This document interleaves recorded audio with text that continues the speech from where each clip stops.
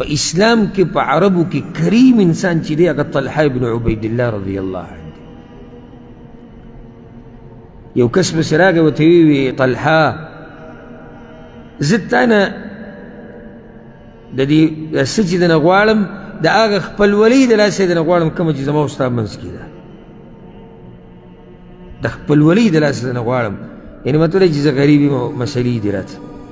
چې کله ورته هغه وکتل وی زما په پلاني ځای کې باغ دی او 100,000 درهمه په دې باندې بعضو تاجرانو ښوولي دي، 100,000 یعنې 1,00,000 درهمه.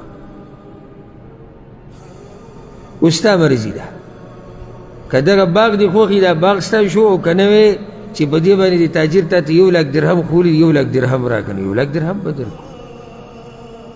یعنې تا د خپلولۍ بحث وکړو، نو په خپلولۍ کې خو بیا ډېر څه کوي، ځکه دې ته ویلی کېږي اقرب العرب فی الاسلام.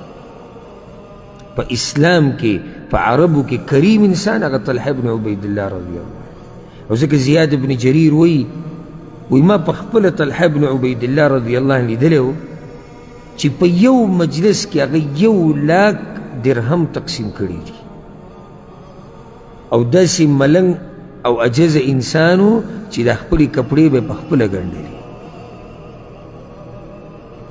او بعضو آثارو کې داسې راځي چې طلحه بن عبید الله رضی الله عنه یو پیر د شپې پروت دی، خپلې ښځې سره نیتولۍ کې اورېدو راوړېدو خوب وله نه ورته.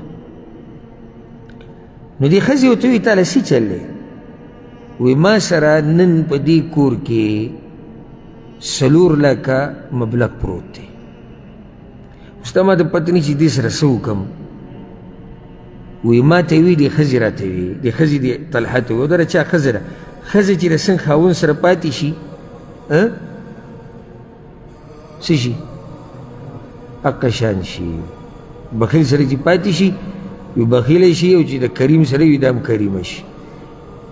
وي دې ښځې ورته وایي چې غریبانانو او فقیرانو له یې ورکړه که نه دې خپلوانو له. وایي څه خوشحاله شو، او وی چې ته کریمه یې او د کریم لور یې، او هغه ټول تقسیم کړو په دې غریبانو او په خپلوانو کې. یو پیر ځمکه خرڅه کړې وه په 2 لکه باندې، 2 لکه ګورئ چې تاسو ته یم درهم او دینار دا ګوره د سرو زرو د سپینو زرو دي، دا د کروړو نمبره خبرې دي. کله چې دا مال د ده خواله راوړی شو، چې دې مال ته کتو سوچ یې کوي یو سړی چې دا مال د ده سره ټوله شپه پروتي او ده ته دا پته نشتی چې الله به د ده سره څه کوي او د ده انجام به څه وي، دا خو ماته مناسب نه ښکاري. دا ټول مال یې په غریبانانو کې او په ملګرو کې او په خپلوانو کې تقسیم کړو.